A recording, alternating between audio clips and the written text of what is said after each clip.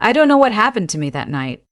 Why I just sat there, cutting my sister's food into smaller pieces because her hands were shaking too hard to hold the fork properly, while my husband sat across the table scrolling through his phone like she wasn't even in the room. Maybe I already knew, somewhere deep down, that this moment would define everything. I just didn't know how soon. My sister. I'll call her my sister because that's who she is, the only family I have left in the city. Showed up on a Tuesday with one suitcase and red eyes she tried to hide behind sunglasses at 7 in the evening. She had just signed the final divorce papers. 8 years of her life. Dissolved into a stack of documents she carried in a manila folder like it was just paperwork. Because that's what it had become. My husband knew she was coming. I had told him 2 weeks in advance. I said, "She needs somewhere to land." Just for a few days. Maybe a week? He had nodded the way he always nodded when he wasn't really listening. Chin dipping once, eyes still on whatever screen was in front of him. The gesture that meant, fine, whatever. Just don't make it my problem. I should have known that nod was not an agreement. It was a postponement. The first evening was fine, actually. My sister sat at our kitchen table and I made her chamomile tea and we talked for 3 hours about nothing and everything. About the apartment she would have to find, about the job she was thinking of going back to, about how strange it felt to be 31 and starting over. My husband came in, opened the refrigerator, took out a beer, said, "Hey," to my sister without looking at her, and went back to the living room. I told myself that was just how he was with people he didn't know well.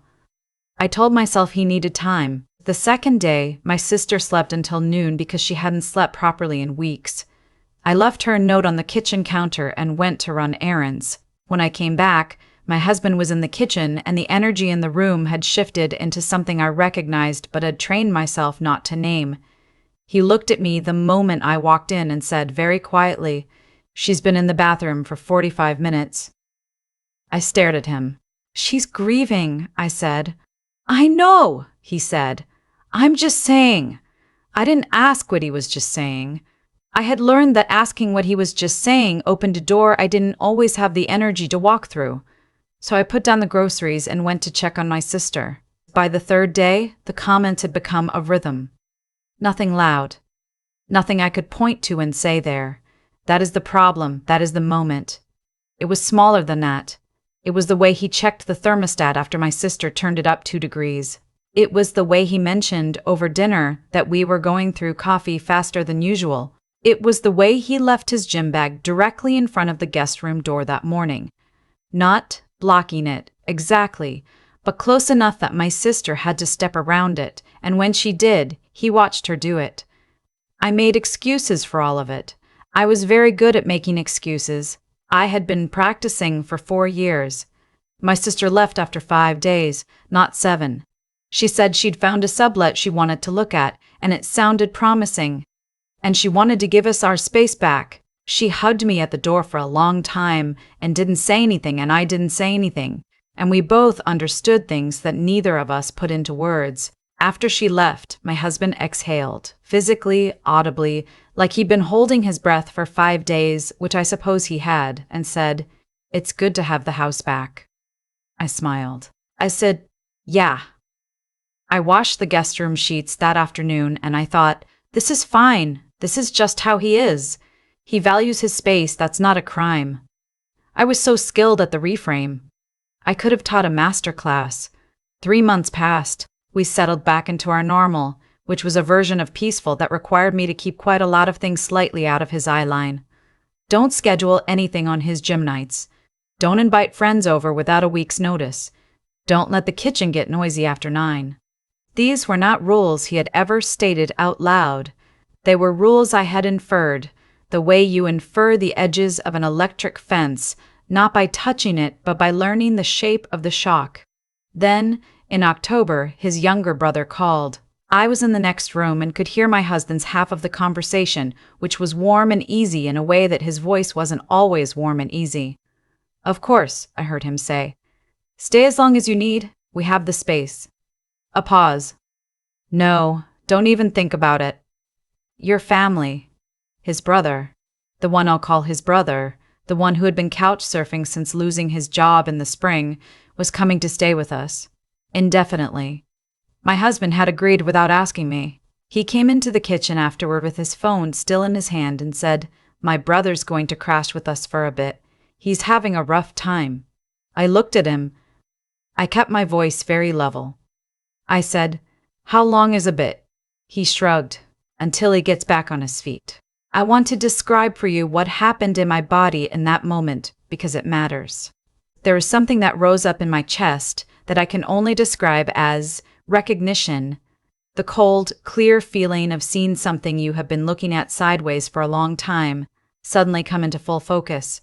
I breathed through it. I said, "Okay, when does he arrive?" "Friday," my husband said. And then, because he must have registered something in my expression, he added, "He's my brother. This is what family does." That sentence went through me like a current. This is what family does. I nodded. I said, "Of course." I went back to what I was doing, but I had started to feel something I hadn't let myself feel in a long time, which was the particular anger of a woman who has been patient in the wrong direction. His brother arrived Friday with 3 bags and a confidence that suggested he did not see himself as a guest. He took over the living room television by the second evening. He left dishes in the sink. He kept a schedule that meant I was adjusting my own morning routine around his. Because he slept late and I worked from home, and somehow the house reorganized itself around him without anyone asking me to reorganize it. My husband was different with his brother in the house. Looser. Happier. They watched games together and talked loudly and laughed in that specific way that men laugh when they feel they are fully at home. I cooked dinner most nights because it seemed expected, and I didn't have the energy to fight the expectation. His brother always said thank you, which I will give him. He was not unkind to me. He was simply present in the way that my sister had tried very hard not to be, taking up exactly the space he wanted to take because no one had signaled to him that his presence was a burden. The difference between how my husband treated my sister's 5 days and how he treated his brother's open-ended stay was not subtle. It was the difference between tolerating something and celebrating it. It was the difference between "the house feels full," said as a complaint, and "the house feels full," said as a joy. Same words, entirely different music. I kept a record. Not in a dramatic way. No journal, no spreadsheet, just in my memory, which had always been sharper than my husband found comfortable. The thermostat, the coffee, the gym bag in the hallway, the audible exhale when my sister left, filed alongside the warm phone call, the of course stay as long as you need, the untouched dishes, the reorganized mornings, the laughter. I waited until I had enough. It was a Thursday, about 3 weeks after his brother arrived, and I had made dinner for all 3 of us. After we ate, his brother went to watch TV, and my husband and I were at the kitchen table with our second glasses of wine, and it felt like a reasonable moment. Quiet. Not hostile. So I said it. "Can I ask you something?" He looked up. "Sure." "When my sister was here," I said, "you mentioned that we were going through coffee faster than usual." He frowned slightly. "Did I?" "You did. You also adjusted the thermostat when she turned it up. You left your gym bag outside the guest room on day 3. And the morning she left, you said it was good to have the house back." He was quiet for a moment. Then he said carefully, "I don't know what point you're making." "Your brother has been here for 3 weeks," I said. "He uses the television until midnight. He leaves dishes in the sink. I've adjusted my entire work-from-home schedule to avoid waking him in the mornings, and you have not mentioned the coffee once." A muscle moved in his jaw. "That's different." "How?" "Because he's going through something serious." I looked at him steadily. My sister had just ended an 8-year marriage. It's a different situation." "Tell me how," I said, specifically. "I want to understand the specific difference because I've been trying to figure it out for 3 weeks." He reached for his wine glass. "You're making this into something it isn't." And there it was, the move I knew as well as my own name. The reframe. The gentle suggestion that my perception was the problem, that the thing I had watched with my own eyes was not the thing I had watched, that the pattern I had traced was a shape I had invented. I had let that move work on me for 4 years. I had gotten very good at standing down. That night, I did not stand down. I'm not making it into anything, I said. I'm describing what I watched. You were uncomfortable having my sister here. You made it known in small ways. She left earlier than she planned because of the atmosphere in this house. And 3 months later, you invited your brother to stay indefinitely without asking me, and you have been nothing but gracious about it. He set down his wine glass. I was perfectly nice to your sister. You were civil, I said. That's not the same thing. We sat with that for a moment. So what do you want me to say? He finally asked. I don't want you to say anything, I said. I want you to understand what you did. And I want to know that if my sister calls me tomorrow and needs somewhere to stay, I can tell her yes without calculating the cost.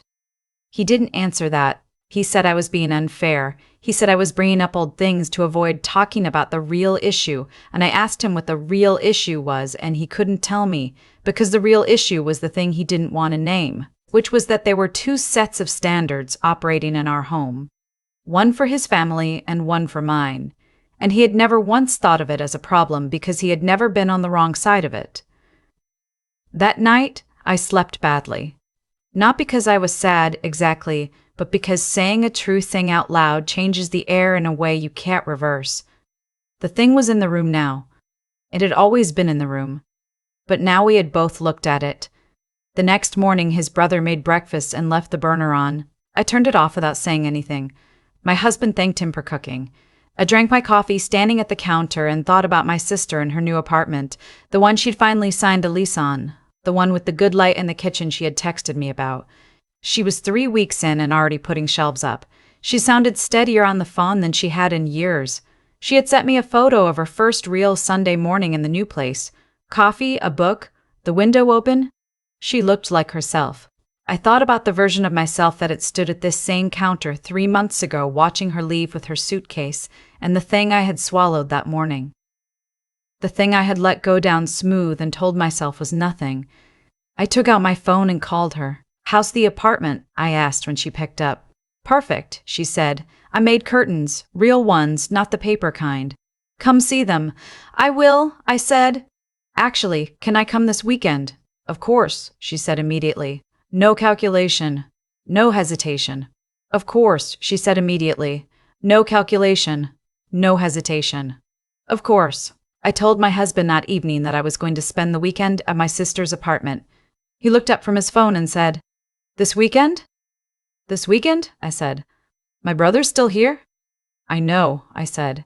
He waited a moment like he expected me to fill the silence with accommodation, with adjustment, with the rearranging of myself that he had come to expect. I didn't. Okay, he finally said. Okay, he sent back. I drove to my sister's that Saturday with flowers from the farmer's market and a bottle of wine, and I helped her hang the curtains she'd made. Cream-colored linen, too long on purpose, pooling a little on the floor the way she'd always wanted. And we made dinner together and talked until midnight, and somewhere in the middle of all of it, I felt something ease in my chest that I hadn't realized was still clenched. You seem different, my sister said late, while we were doing the dishes. Do I? Yeah. She handed me a wet glass to dry. Like something shifted. I thought about how to answer that. I thought about the kitchen table conversation and the muscle in his jaw and the word different that he had used and then refused to explain. I thought about 4 years of thermostats and coffee and gym bags left in hallways and the long, patient silence I had been calling keeping the peace. I said a thing out loud, I told her. That I'd been keeping quiet. She nodded like she understood exactly what I meant. Maybe she did. She had spent 8 years keeping things quiet herself. How did it go? She asked. Uncomfortable, I said. True, though. Those are usually the same thing, she said. We stood there in her kitchen with the cream curtains and the good light, and I thought, this is what I was protecting when I should have been protecting it. This, not the quiet, not the peace I was keeping at the cost of her feeling welcome in my home. I had been so focused on managing the atmosphere of my marriage that I had let it cost my sister her comfort in my house, and I had called that reasonable, and it wasn't. I won't tell you that everything resolved cleanly after that, because it didn't. Things that have been building for 4 years don't untangle in one kitchen table conversation, not even a brave one. My husband and I talked more over the following weeks. Harder conversations than that first one, less controlled, with more of the actual mess in them. His brother left after 6 weeks eventually, with my husband's help securing a short-term rental across town.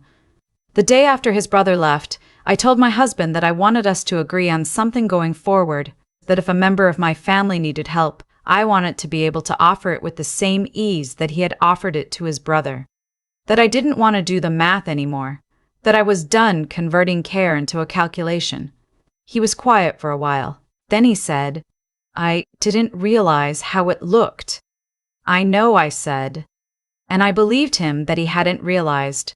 The people who build these little asymmetries rarely do. They don't think of it as a system, just a series of reasonable preferences, each one sensible in isolation.